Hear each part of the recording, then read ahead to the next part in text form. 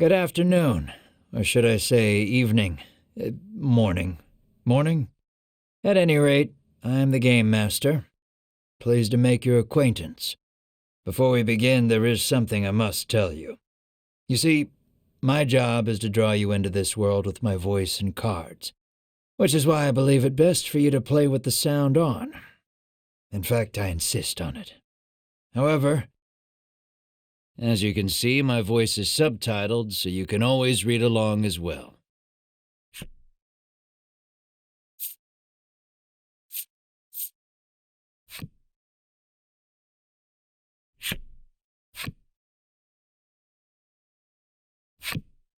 Now then, are you ready? Let's begin. Welcome to Voice of Cards. You are about to take the first steps of your adventure. Through a realm of sword and sorcery you will travel, battling bloodthirsty monsters as you strive to realize your ambitions. I have every faith you will accomplish great things here.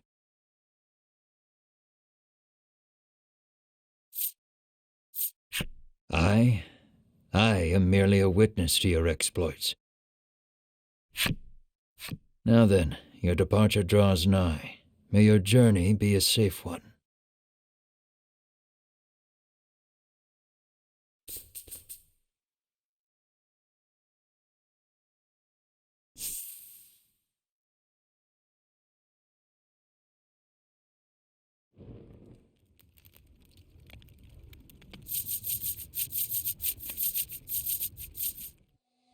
We begin in a cave. The surrounding rocks are slimy with damp. It feels as if some foul creature could leap out from the shadows at any moment.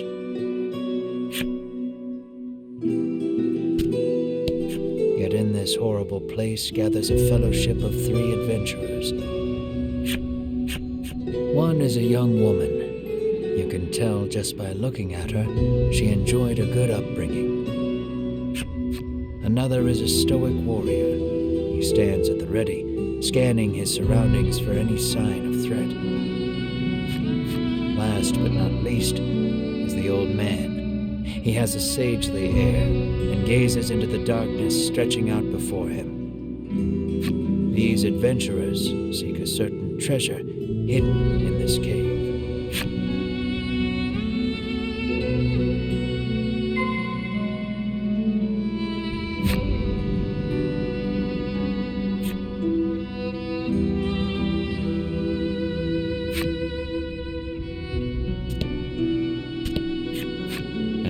Door towers before you. It has rather conspicuous handles.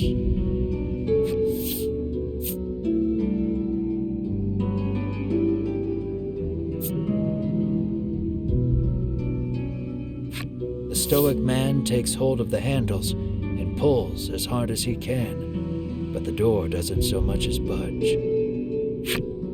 The stoic man winds his leg back and lets fly a powerful kick into the door.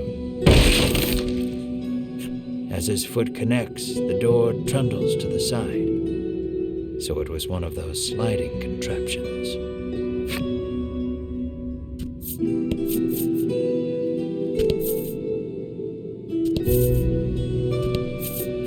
Something leaps out at the fellowship from the darkness.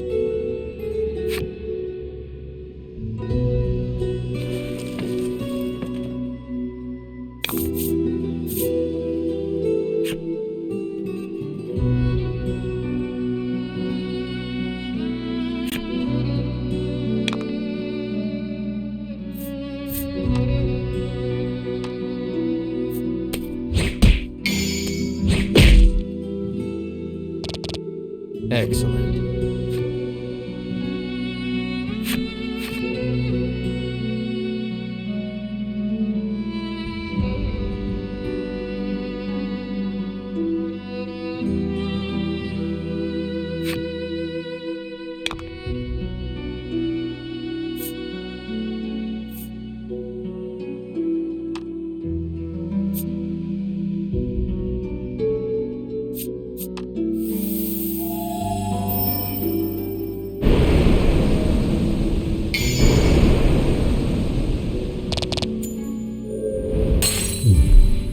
did great.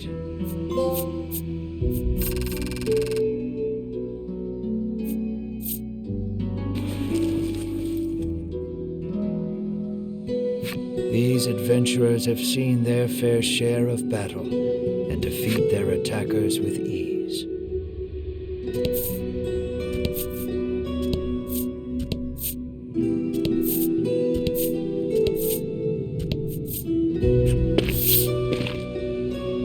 As the trio approaches the treasure chest, an awful rumbling resounds deep in the cave.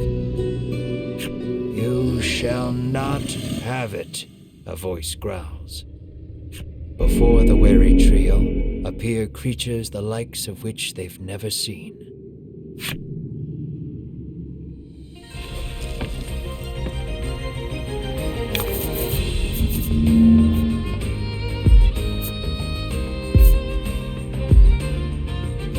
And fight.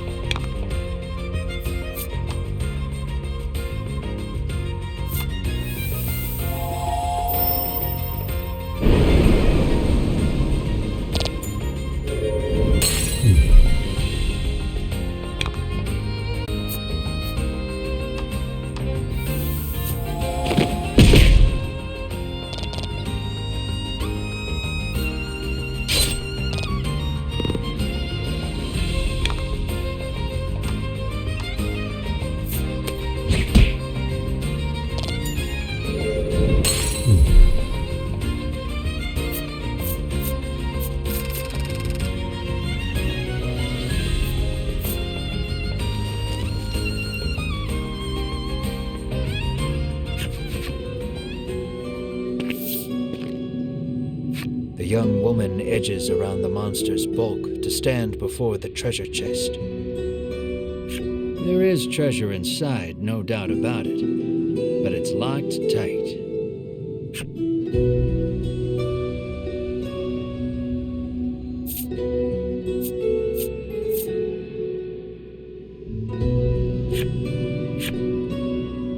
The woman slides the simple key into the lock. The chest clicks open. Inside is what appears for all the world to be an ordinary medicine bottle. "At last we've retrieved the royal treasure," the old man says. The woman and warrior exchange a nod.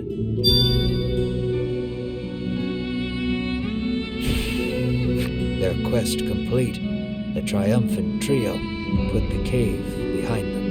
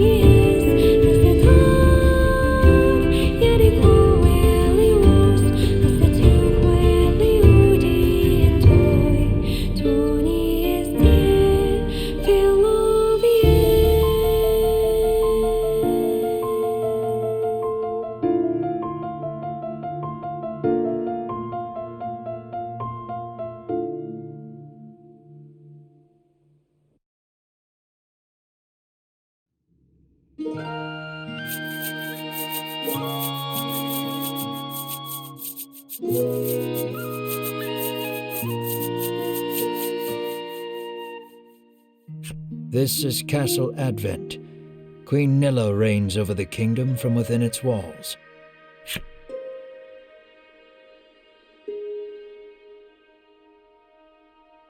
In the crowded audience chamber jostle all manner of knights, adventurers, and bounty hunters.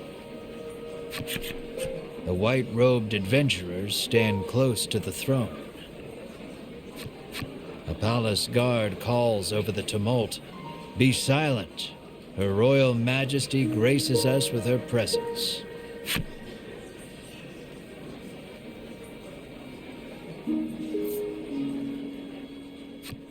The cacophony ceases the moment Queen Nilla enters the chamber. Seated upon the throne, the Queen faces the crowd, her lips part. "Thank you all for heeding my call to slay the dragon. Whatever it takes to defeat this reawakened evil, I ask that you do it. Whomsoever conquers this beast will be honored for ages to come and handsomely rewarded." At that, the gathered crowd cheers loud enough to shake the castle's very foundations. "Leave the dragon to us, Your Majesty," say the white-robed adventurers, as if the beast's demise at their hands is assured. "Indeed, you did well to reclaim the royal treasure," the Queen replies. "I thank you, for my stomach becomes most upset without it, so the treasure is a staple of the royal medicine cabinet. It puts my mind at ease to know the Ivory Order offers its aid in slaying the dragon. The trio are disciples of the Ivory Order, a charitable organization beloved the realm over.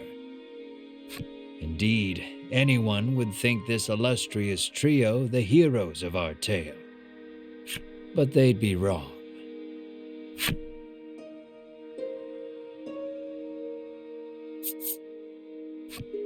So we just gotta slay the dragon and we'll be drowning in gold." The man trails off, drooling over unknowable fantasies. Beside him, a strange creature lets out a chirping coo. Pay attention, because this is important. There he is, or there you are, I should say, the hero of our tale. A humble bounty hunter, you love little in this realm more than coin. A seemingly tedious fellow who doesn't hesitate to claim the title of hero for yourself. When you heard about the quest to slay the dragon, it was the promise of reward that lured you to the castle. Now then, if you wish to officially register for the hunt, see me so I can get your signature.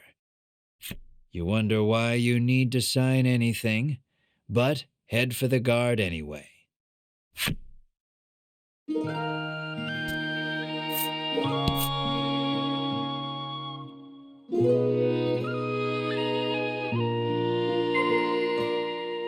Shall we?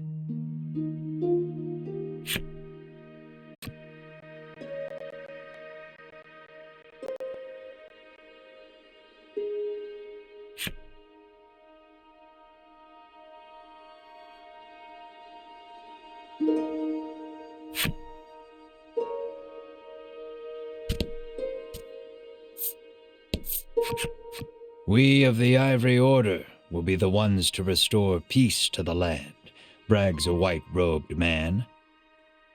My colleague made me come along, but he didn't mention we were going on a quest to slay the dragon, she says, trembling.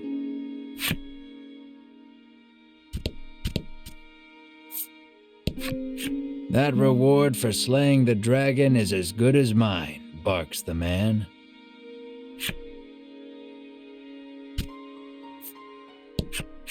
You think the dragon's really as tough as they say? Asks the man, his knees knocking together.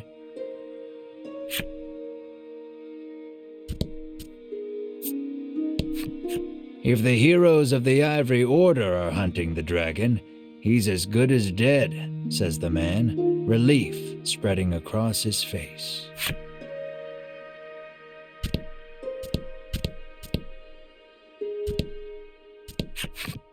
Sign here, says the guard, handing you a pen and paper.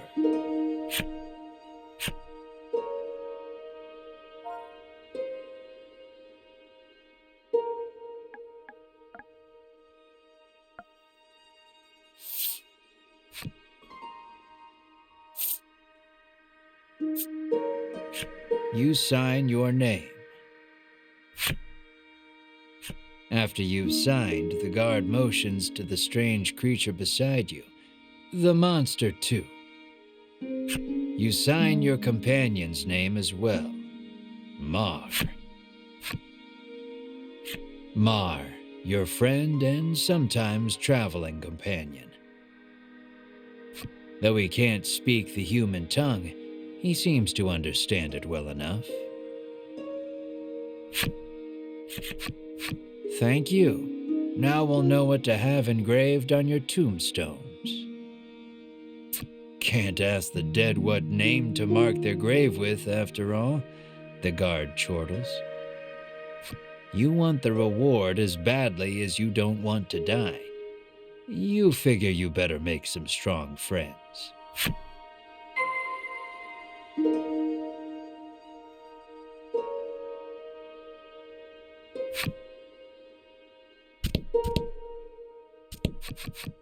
Offer to join forces with the Ivory Order trio? We select few are sufficient to defeat the dragon. We require no additional aid. And we certainly don't require the aid of a no-name wastrel. With that, the trio takes their leave of the castle.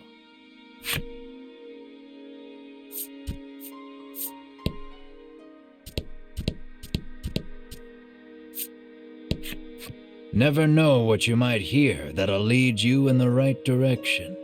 The man wanders off somewhere, muttering to himself.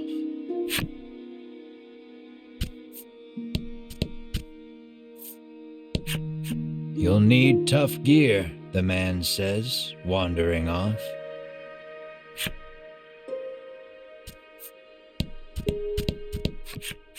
Let us depart. We have a realm to save. He grabs his less than enthused colleague by the wrist and drags her off. You catch a glimpse of the terrified look on her face, and then the two disappear out of the audience chamber.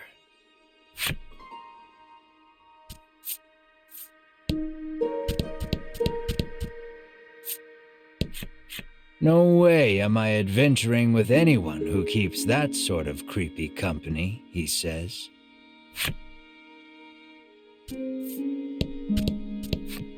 Before you even open your mouth to ask him to team up, he cuts you off. Thanks, but no thanks.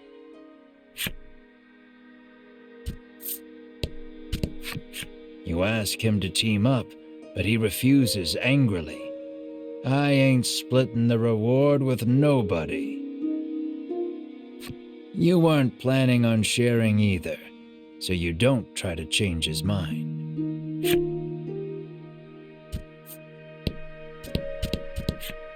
I'll let the Order handle this. Me, I'm heading home.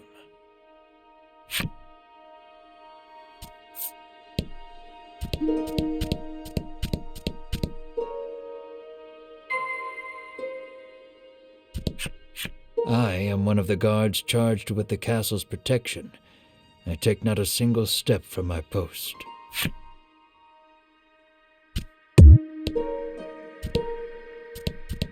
You've yet to find any help for your quest. Things don't look that reassuring as they are, but the decision is up to you.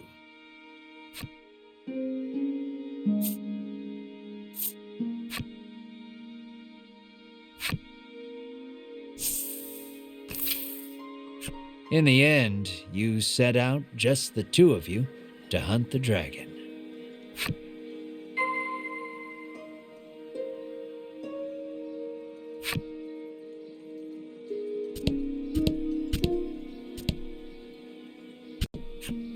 How may I help you?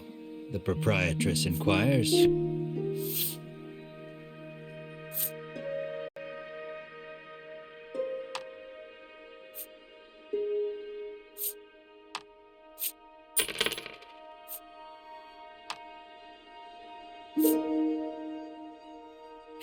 Will that be all? The proprietress asks.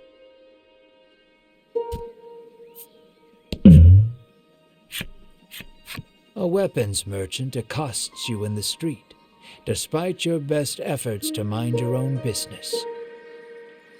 He speaks to you in a voice barely above a whisper. You want the most powerful weapon there ever was?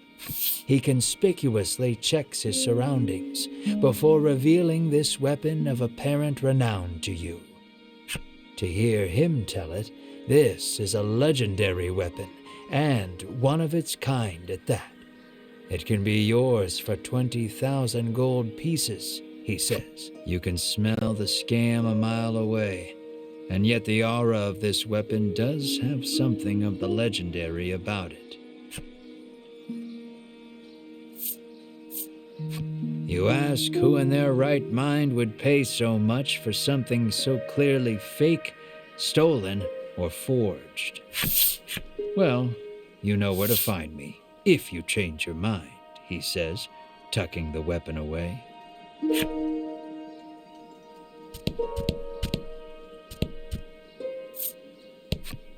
The old man kindly warned you of the dangerous monsters outside of town.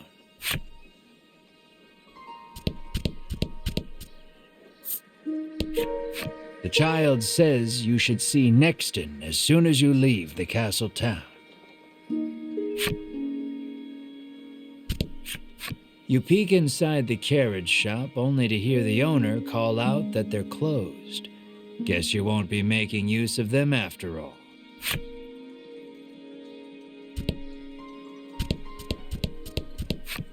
The door is shut tight.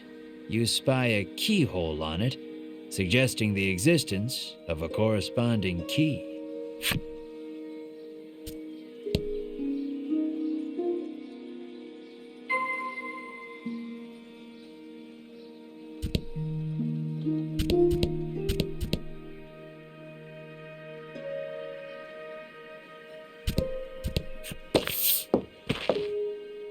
Before you stands a sign calling for people to join the hunt for the dragon.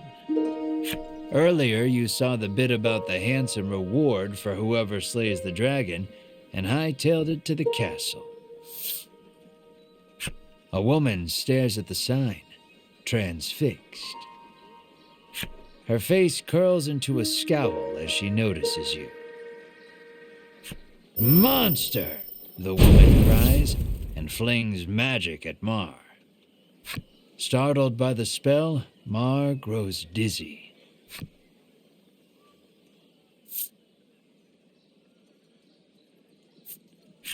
You whirl to the woman and shout, "What are you doing?"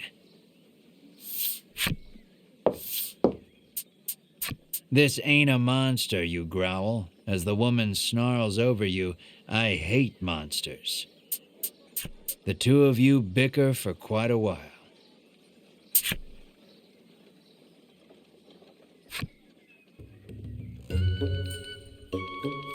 In the end, the woman admits she may have jumped to conclusions, but stubbornly refuses to apologize.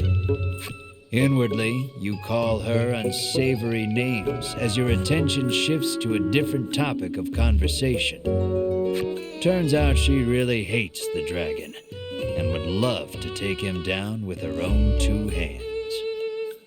But she knows she's no match for him alone, so she's at a loss for what to do. When you tell her you're after the same thing, she squints down her nose at you. "Fine," she says, "I can help you."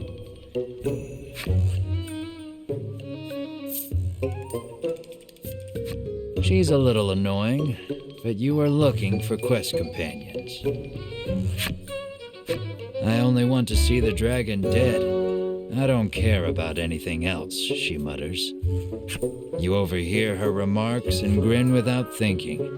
Then you don't care about getting a share of the reward. That suits you perfectly. You happily join forces with the black-clad woman. She introduces herself as Melanie.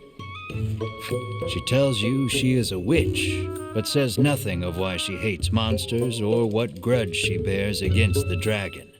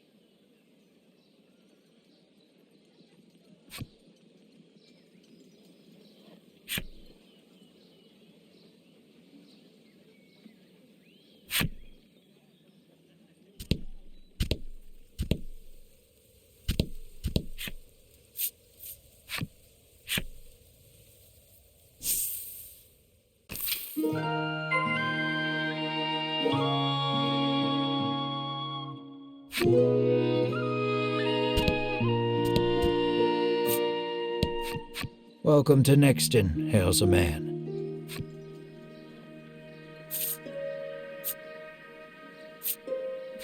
You try asking the man if he knows anything about the dragon. The man's eyes widen. He leans close, cupping his hand to his mouth. Welcome to Nexton, he whispers in your ear.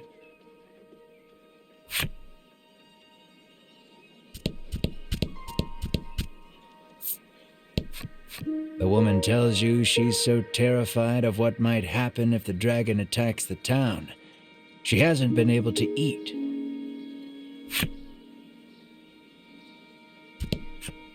How may I help you? The proprietor inquires.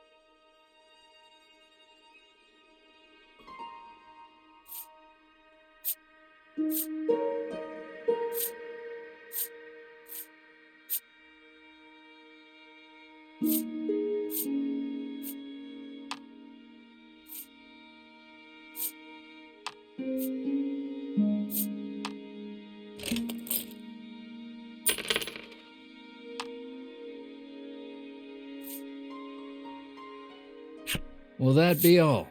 The proprietor asks.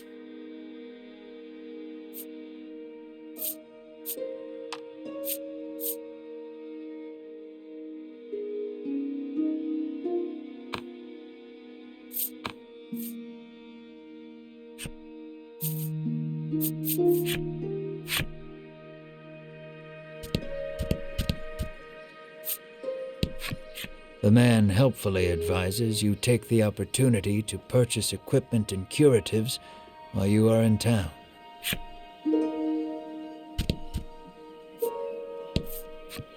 A woman sits hunched over by the side of the road. Upon catching sight of you, she calls out for your aid. She's sprained her ankle and needs you to take her to the nearby apothecary.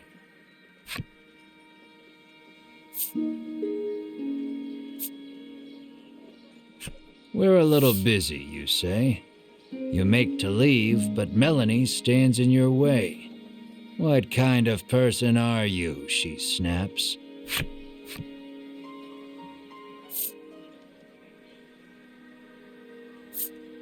We've got the dragon to worry about, you say, like an insensitive jerk.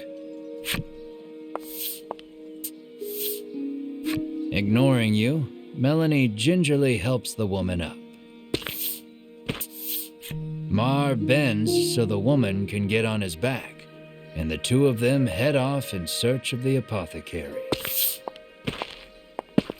You watch them walk away for a moment before following, complaining to yourself about what a waste of time this is.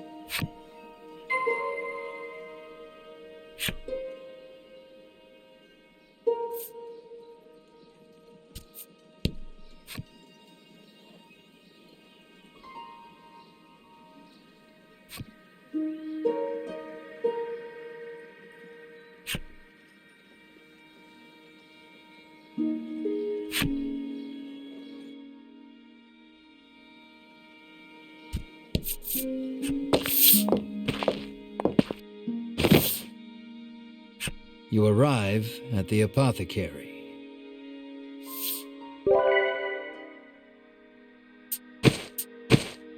After taking a curative, the woman begins hopping up and down. Nothing holds a candle to Ivory Order medicine, she beams. She thanks you and pulls something from her breast pocket.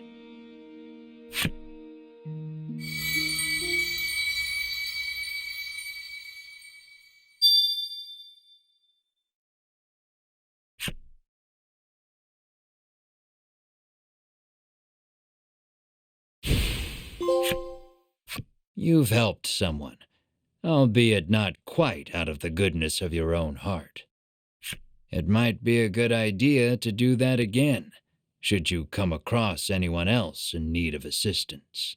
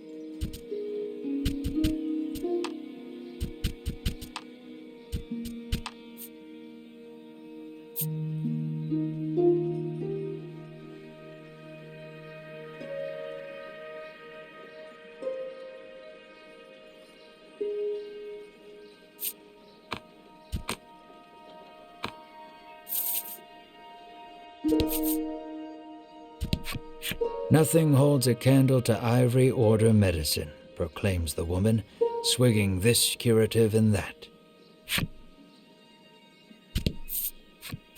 It seems the majority of the world's medicine is made by the Ivory Order. Many people depend on it. That's probably part of the reason the Order has so many ardent supporters.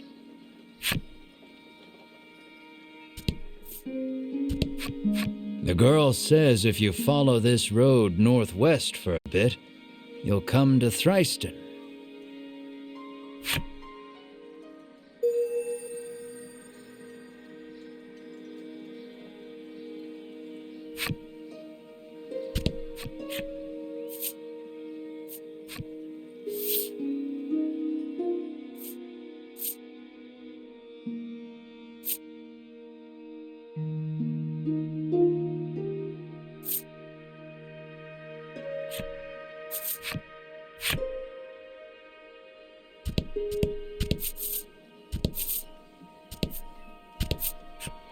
Apparently, a monster researcher lives in Thriston and might know something about the dragon.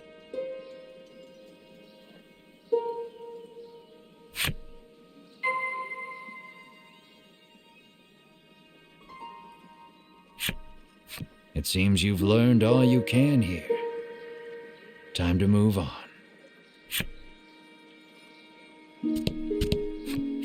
On your way to defeat the dragon, are you? The innkeeper inquires as you set foot inside. The innkeeper gives you a room free of charge in a show of support for any and all who wish to defeat the dragon.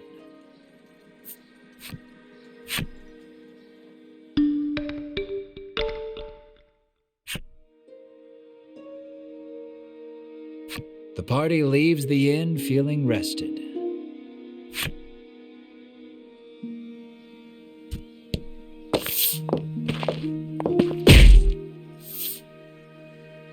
As your eyes roam everywhere but the path you walk, you barrel right into someone.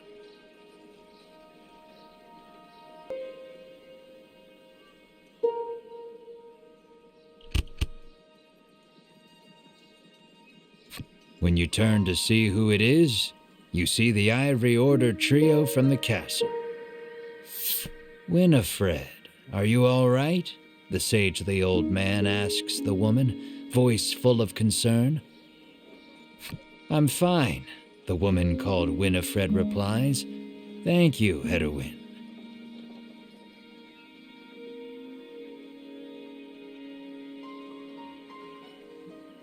Berwin, the old man calls, turning to their stoic companion. He jerks forward, as if to defend Hedwin and Winifred. The trio advances on you. How dare you treat disciples of the Ivory Order with such disrespect?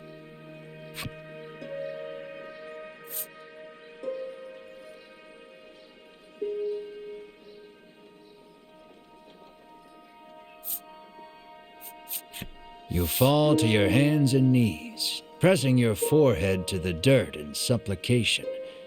I offer my life as restitution, you sob. Winifred stares at you, bewildered you would go to such ridiculous lengths to apologize. Muttering a half-hearted apology, you try to keep walking. But that's when you notice something in your hand. Looks like you accidentally grabbed Winifred's coin purse when you ran into her. Thief, bellows Berwin, drawing his weapon. Guess you've got to fight your way past.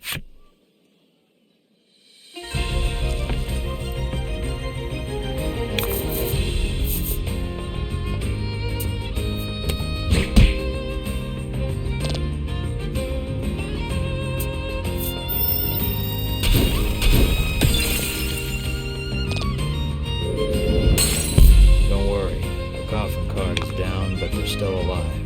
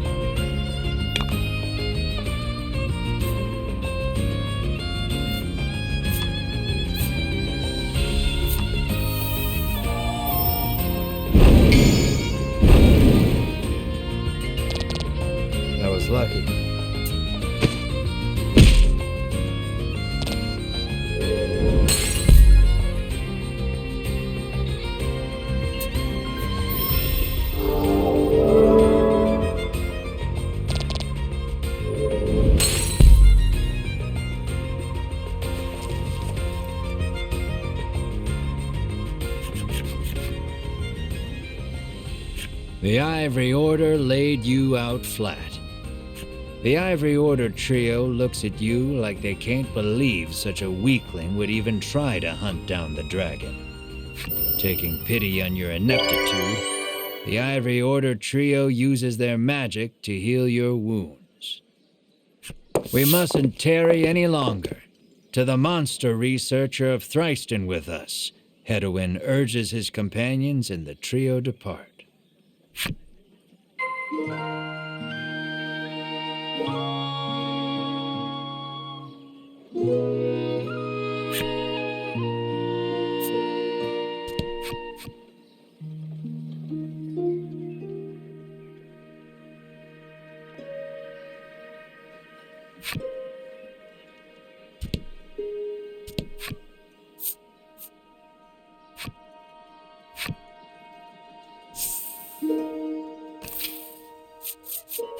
Aimless wandering can be fun, but if you want purpose and direction, I'd suggest sticking to the path.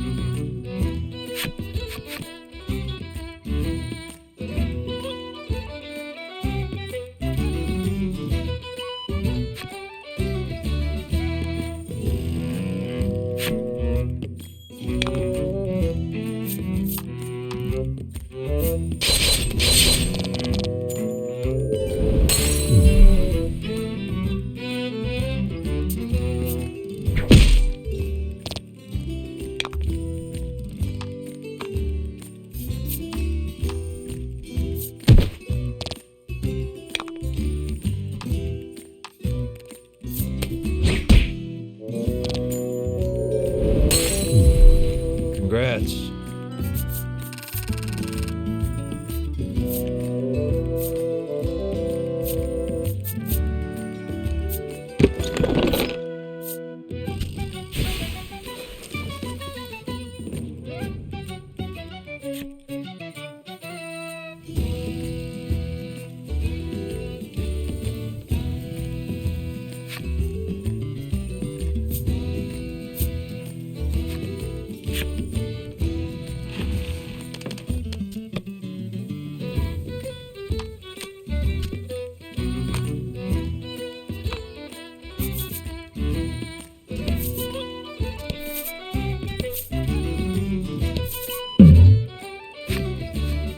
You journey onward, only to see a suspicious-looking elder appear before you, a bottle of medicine dangling from his waist.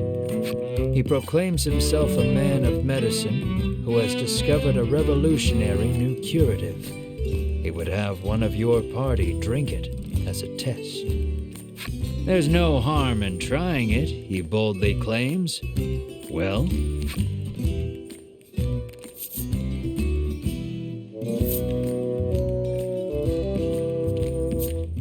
Mar leaps out and takes up the bottle, greedily gulping down the concoction.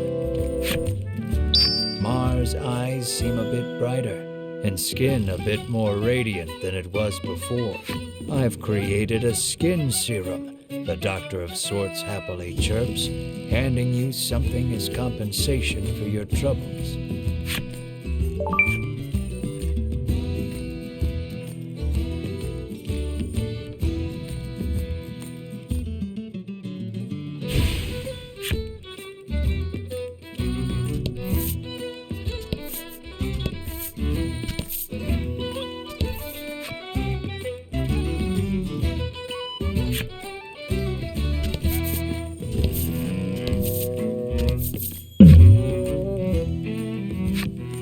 Lying in the grass, you find an old telescope. You figure a look at the path ahead can't hurt, and pick it up. Peering through the lens, you see something in the distance, but you can't tell exactly what. All you know is there's something up ahead. You should be able to tell for certain what it is if you get closer.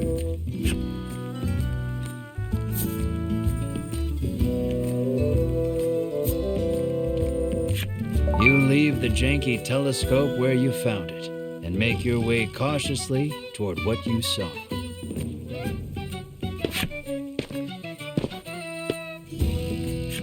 Looks like some monsters prowling about. You channel the inner champion of justice you never knew you had and decide to throw down with the monsters.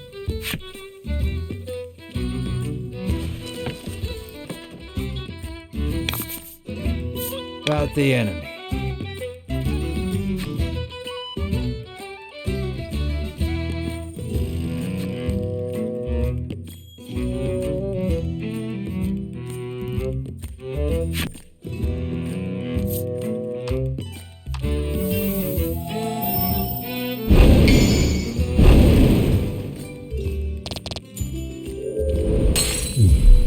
Fortune favors the bold.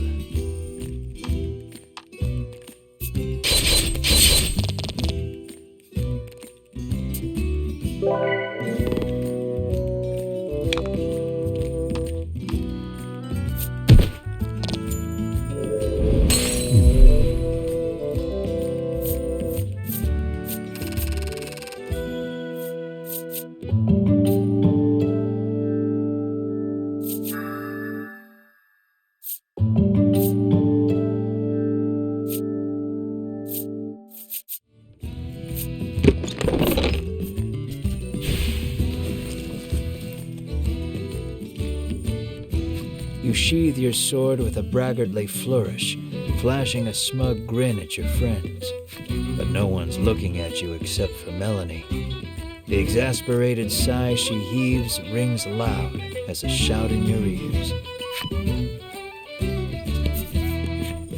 You kick a rock down the road, muttering about what jerks those three from the Ivory Order are. Cut it out, chides Melanie. She warns you your anger will only come back to bite you in the rear. You grumble, but your sulking is cut short when out of the thicket leaps a monster. The rock you kicked must have hit it because it is really mad. Brace yourself for battle.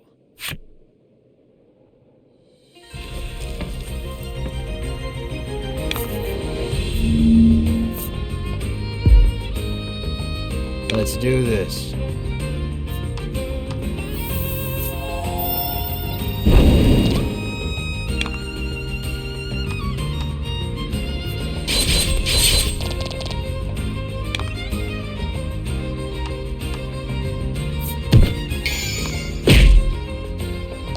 Oh?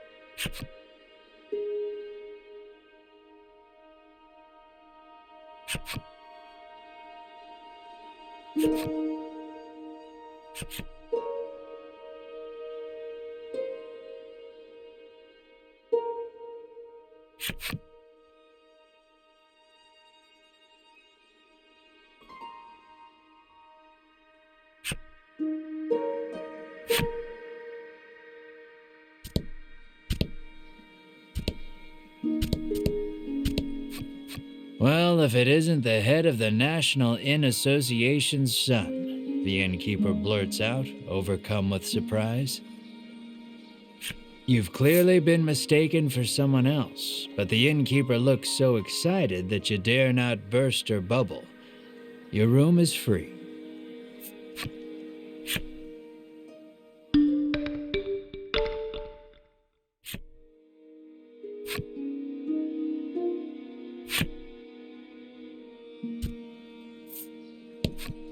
It seems the sound of a flute could once often be heard coming from the doctor's house. His neighbors complained about the noise, though, and all has been quiet since.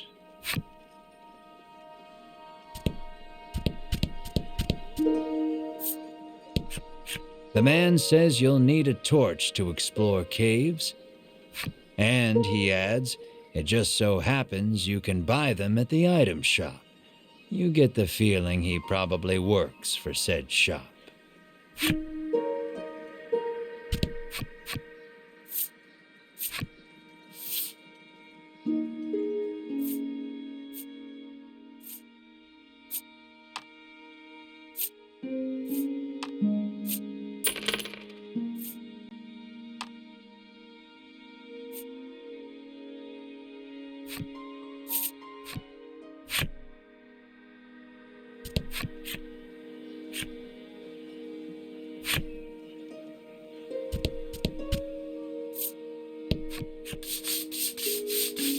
The man scours his skin with a washcloth, trying to rid himself of all odor. Apparently, he blames his natural musk for his unlucky love life. You catch a whiff of scent wafting off him. It is rather pungent. An idea strikes you. Maybe getting rid of the toxins within the body would get rid of the odor without, too.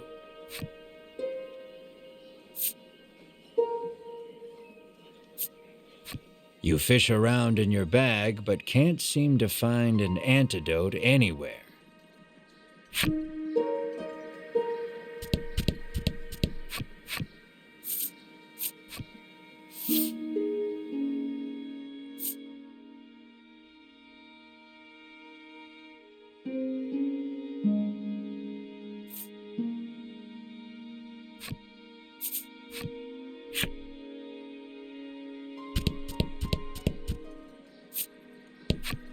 Apparently, monsters have been mugging people along this stretch of road lately. The Ivory Order is searching for where they're stashing the stolen goods.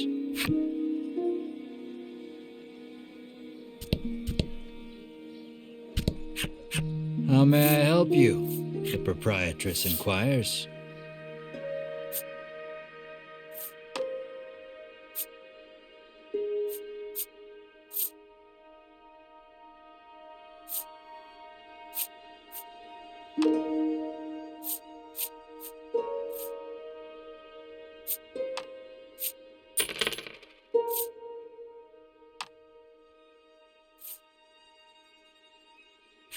Will that be all? The proprietress asks. The woman tells you a monster stole something very valuable from her. If only someone could get it back for me, she sighs. What did it steal, you ask? Medicine, says the woman, to give my skin a lustrous glow.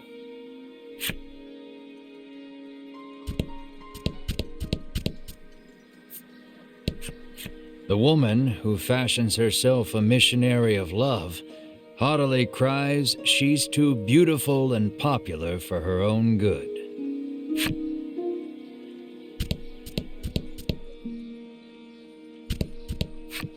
This is the game parlor. Come play cards, the boy at reception calls.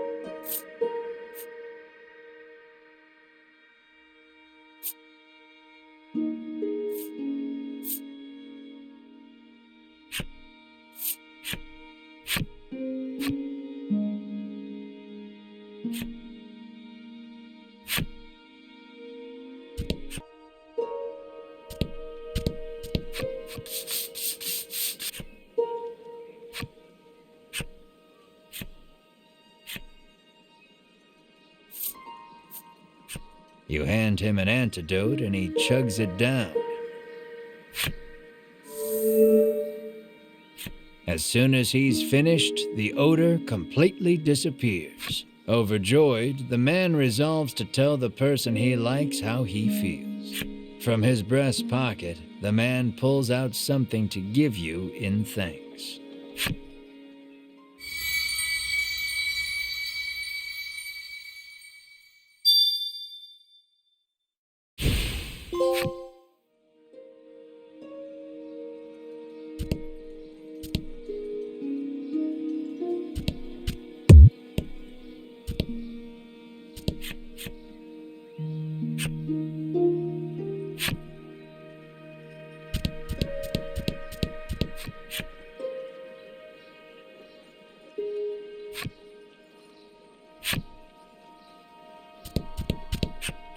Cyprian